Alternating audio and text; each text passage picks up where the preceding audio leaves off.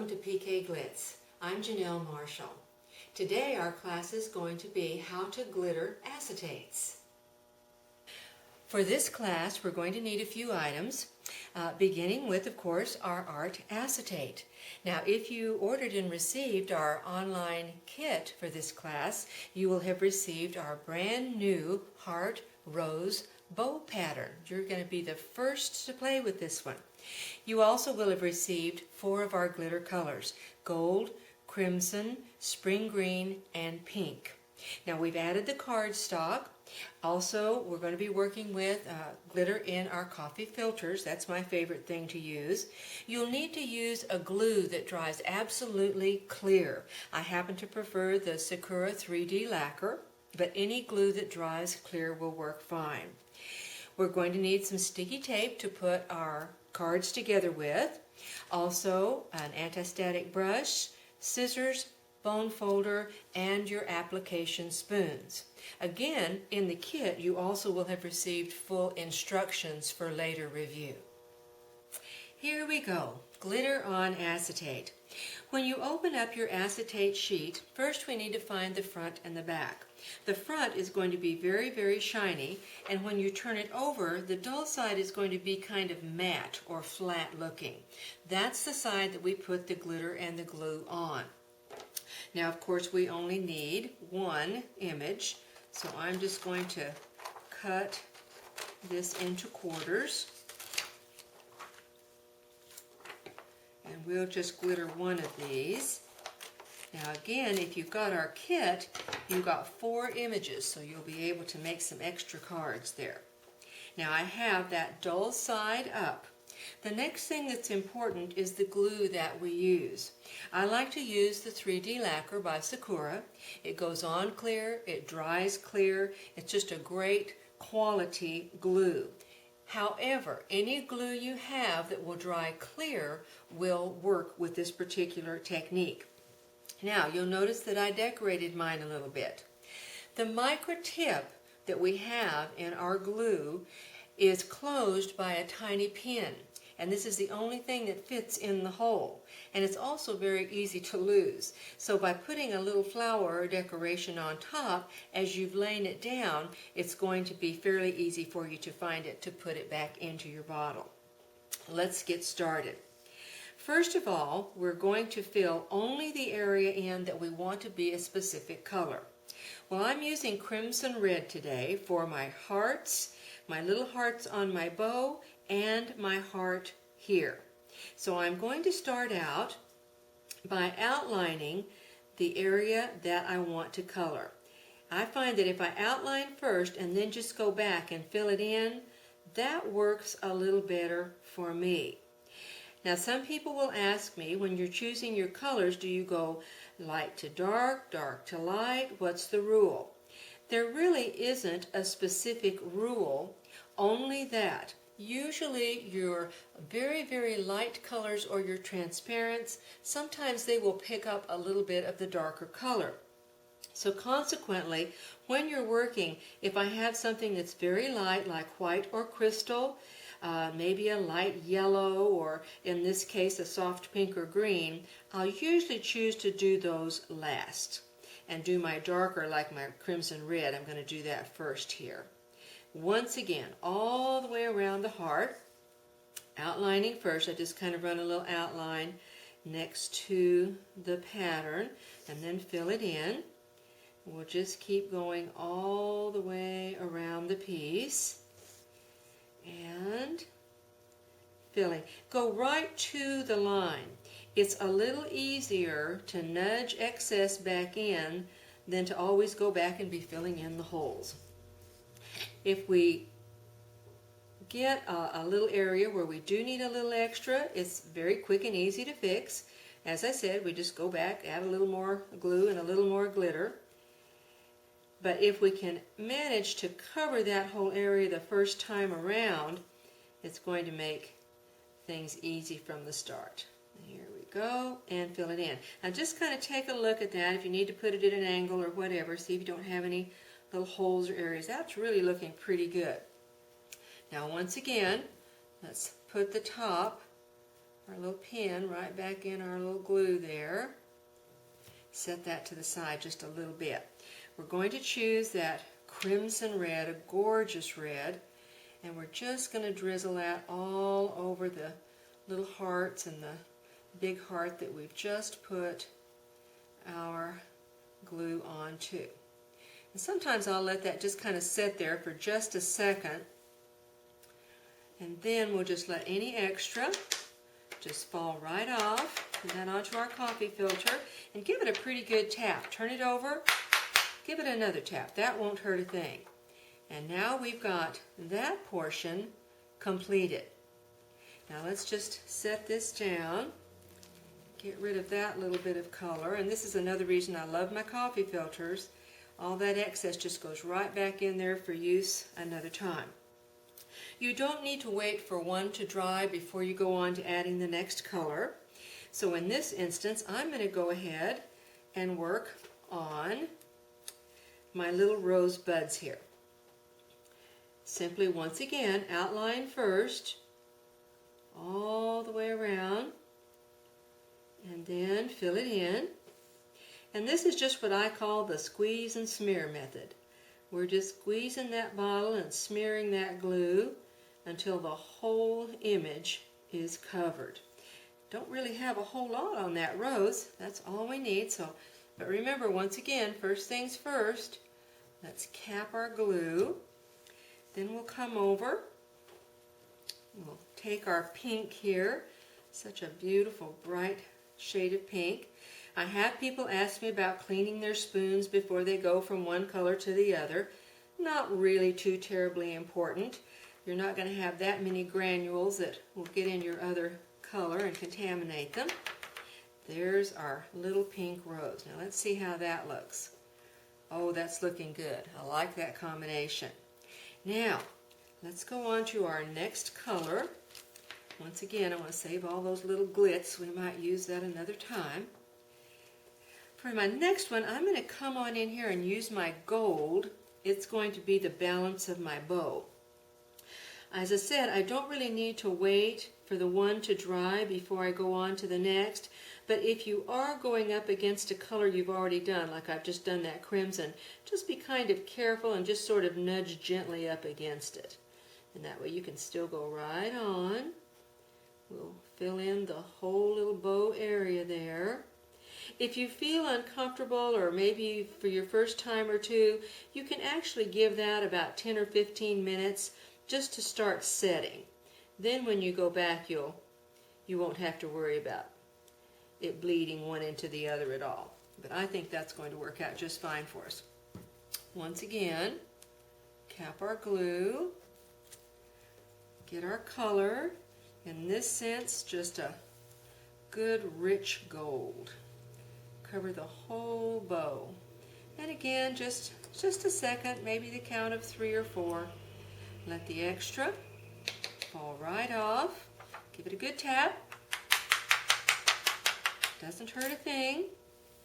And now we have a gold bow. Well, we're going to add one more gorgeous color on that, and that is spring green. Spring green is one of our translucent colors.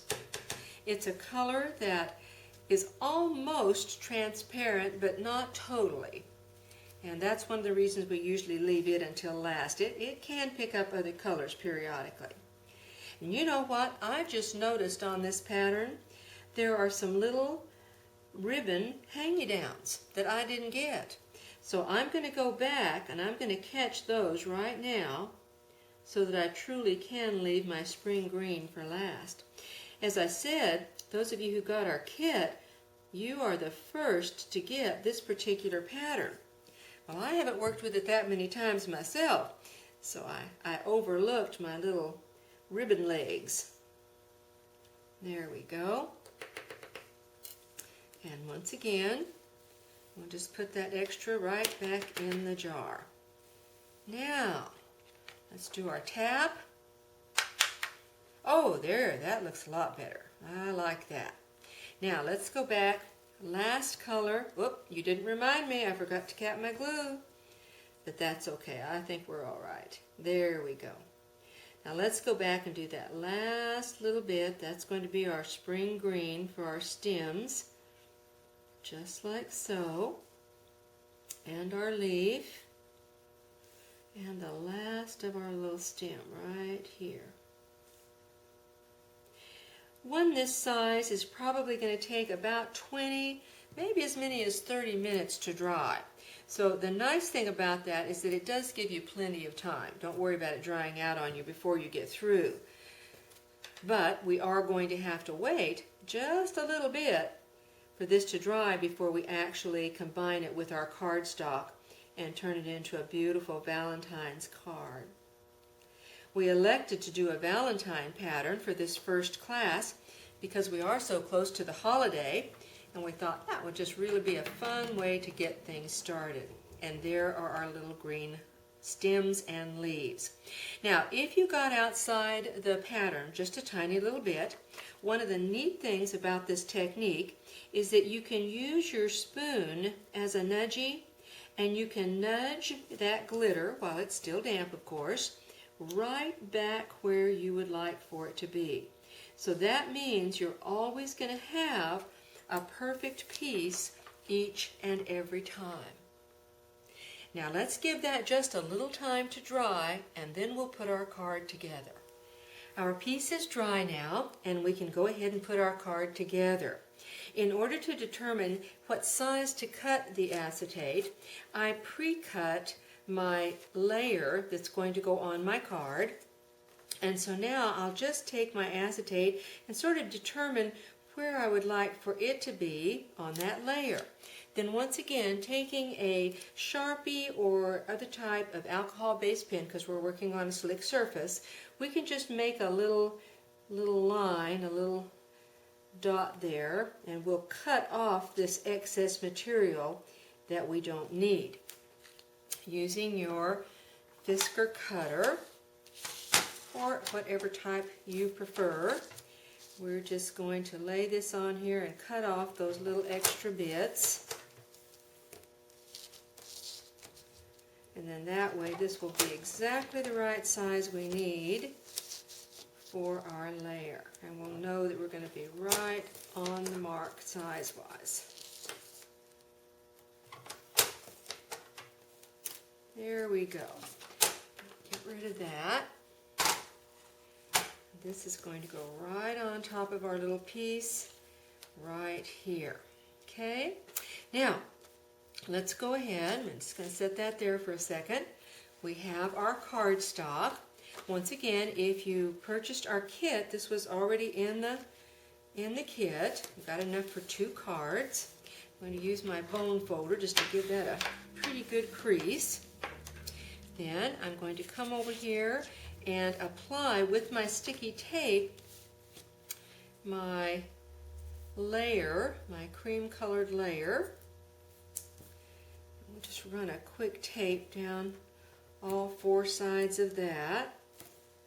Our sticky tape comes in 2 sizes, 1/8 and 1/4.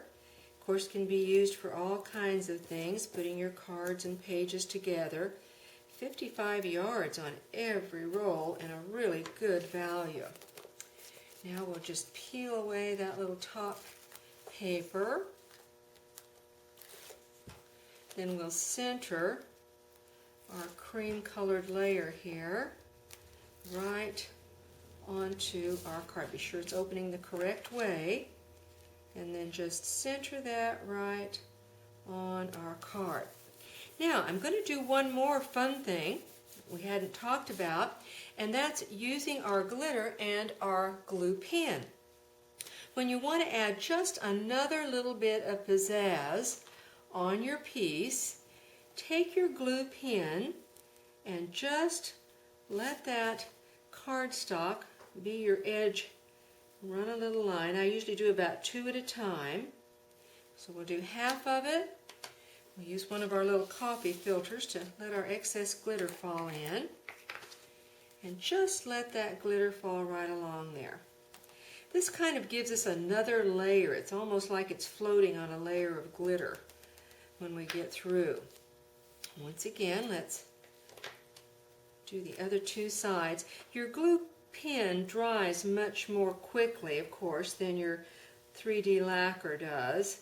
So that's why I usually just do about 2 sides at a time. Then I'm sure that it stays nice and wet and captures all of the glitter that I would like for it to. And let's finish pouring that on there. Then give it a little tap and just a very, very gentle brush to get that excess off for right now. There we go. Now, doesn't that give a fun trim on that card? Now, let's take our piece. There are actually 2 different ways that we can put this together. You can either use the same glue that you put the glitter on with. Put a few drops into the area right behind your dry glitter. Then lay it onto your card, a little bit of pressure, and just let it dry. That's one. Another way, and a way that I've been using more and more often, is with a little piece of Wonder Film. Wonder Film is our wonderful magic film of glue between 2 pieces of plastic coated paper. It goes through your die cut machine, so you can cut all kinds of fun things out. We'll have a class later on about Wonder Film. But one of the neat things about it is that it is 100% usable. So take your scissors and you can cut a tiny little piece off of this. And it doesn't matter, of course, its shape. It's a glue dot. So all of your leftover Wonder Film now is great glue dots. And we can put that right, once again, on the back of our dry glitter. Be sure it's on there nice and tight. Let's put a second one on there just for mechanics' sake here. Once again, just worry the edge when it comes apart. Throw that piece without Wonder Film on it away. Take the other and lay it right onto your dry glitter. Again, be sure it's on there nice and tight. Then we'll just peel away that second paper. And this is going to give us a great adhesive for our piece. I always say Wonder Film on a scale of sticky 1 to 10 comes in at an 11.5. It is really sticky stuff. And there we go. Right there, right there.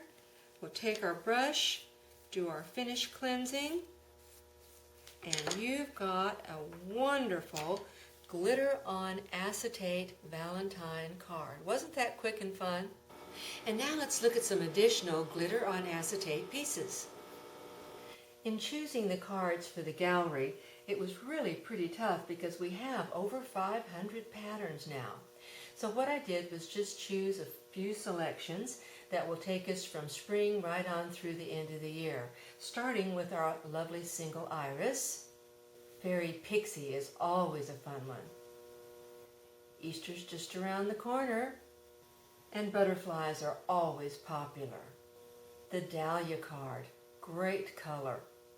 Do you have a special birthday coming along? Maybe it's a birthday for a younger person. And what younger person doesn't love the delightful tree frog? There are always some guys out there, and I'm sure you know one that enjoys fishing. Have a favorite pet? Going on vacation. Isn't that peacock just gorgeous? A great basket of flowers for good luck. Wildflowers, great summer card. For those who like the Asian patterns, that koi fish is just delightful. Have a friend that loves redbirds? Or possibly dragonflies? One of our first patterns, monarch butterfly. Great in a little chipboard circle. Halloween? Fall festivities? Harvest pumpkin. Oh, what luscious colors. The old milk can. Great, great picture. Christmas candy canes. You can almost smell the peppermint. And with our delightful gingerbread card, using a little bit of gingerbread scent, you can smell the cookies. I hope you've enjoyed our class today on glittering acetate, and that you'll go online to the PK Glitz store and find your favorite pattern to glitter. Also, be sure and join our email family so that we can let you know about our upcoming classes and also tell you about the class kits available at the PK Glitz store. Until next time.